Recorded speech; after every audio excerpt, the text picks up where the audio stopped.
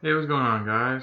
Radio Graffiti here, and today I want to talk to you guys about House of the Dragon Season 1. Now, it took me a while for me to actually watch this show because of how terrible Game of Thrones Season 8 and 7 were, but I finally got around to watching it, and I think it's actually some of the best Game of Thrones we've had since Game of Thrones Season 4. I feel like Game of Thrones Season 1 through 4 is some of the best written television we've ever gotten. Season 5 and 6 were fine. 7 and 8 is why nobody talks about Game of Thrones right now, because it was absolutely terrible. Terrible writing all across the board, but we're not here to talk about that. We're here to talk about how amazing House of the Dragon is, and I can't do that without discussing the characters. First of all, I can't even pronounce half their names because it's so weird, but Matt Smith as Daemon, great character. He was a complete badass.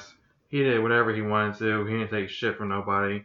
He would talk shit right to your face and then fuck everyone in the show. Just a living legend, this man. One of the best characters in the entire show. Speaking of great characters, Viserys was a great character as well. Really enjoyed him. He's basically dying in every episode. And we get a lot of time jumps, so as we get more and more through it, he looks even worse. And speaking of the time jumps, we get like two different Rhaenyras. I think that's how you pronounce her name.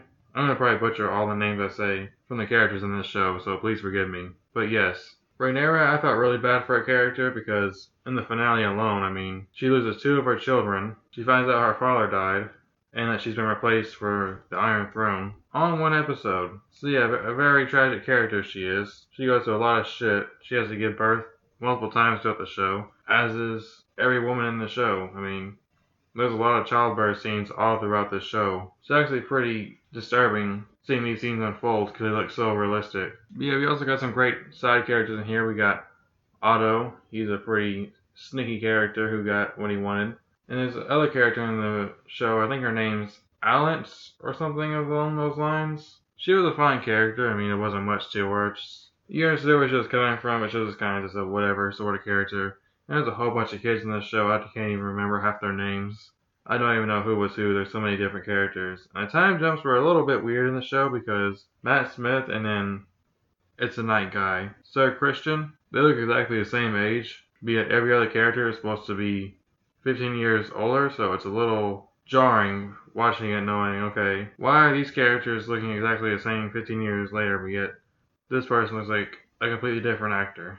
So that part was a little weird, which I guess is kind of a good thing because I'm glad I didn't recast Matt Smith in this role because he was absolutely phenomenal. Really enjoyed his performance. He really carried the show along. We also got a lot of other characters in the show. There's so many, it's hard to even keep track of all of them. But everyone all across the board did a great job. Acting was phenomenal, especially from Viserys. That actor really did a great job. He just feels like sort of a family man, like just a really great dad who just wants the best for his family, but he also has to be a king. So you can see how that kind of comes into play in the show. I think the show also ended on a really crazy note with Rhaenyra just staring right at the camera as she finds out her son's been murdered. You know shit's about to get real in season 2, so I'm looking real forward to that. Oh, and all the effects on this show look so amazing. They do a really great job at making the dragons look extremely realistic, which I'm not really surprised by because you look at Game of Thrones, all the dragons look so real in that show. But still, they could have easily have fucked up on this show, so I'm glad that the dragons still look as amazing as they did on Game of Thrones. They look like such real creatures. Great job, not just on the dragons, but just the effects in general. Nothing looked fake throughout the entire show. Everything looked so real. I really bought this world that we were in. Now, it takes a while for you to really get into House of the Dragon, because it kind of has that Game of Thrones problem.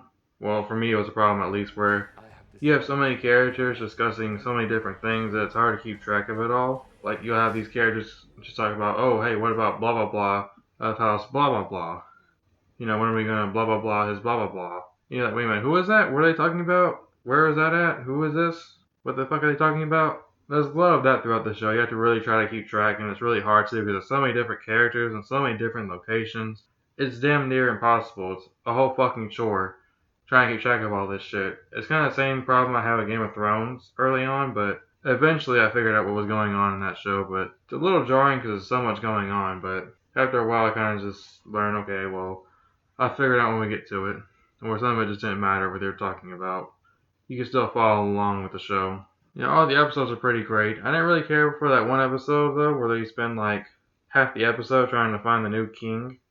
I think it was episode 9, I believe. It's right after Viserys dies and they find out okay, we have to replace him as king, so let's go get his hair. And they have to spend like half the episode finding him. That was a little boring. So it's like, can we just get to find the kid already so we can cut to the chase? And then that one lady, I don't know what her name is, but she busts in with a dragon, basically crashes the whole party. That was really great as well. There's a lot of great moments all throughout the show.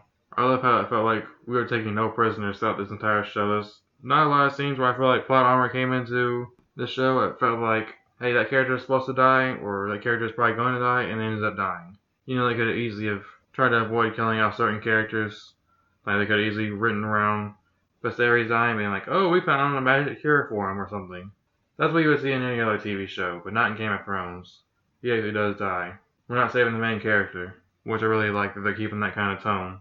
But yeah, that's my thoughts on House of Dragon Season 1. Hope you guys enjoyed the video. And what did you guys think of House of Dragon Season 1? Do you think it's as good as Game of Thrones? Do you think it's better? In my opinion, I don't think it's better than Season 1 before of Game of Thrones. But we'll see how the next seasons go and see if they can keep up the same quality. But yeah, thank you guys for watching, and I'll see you guys later.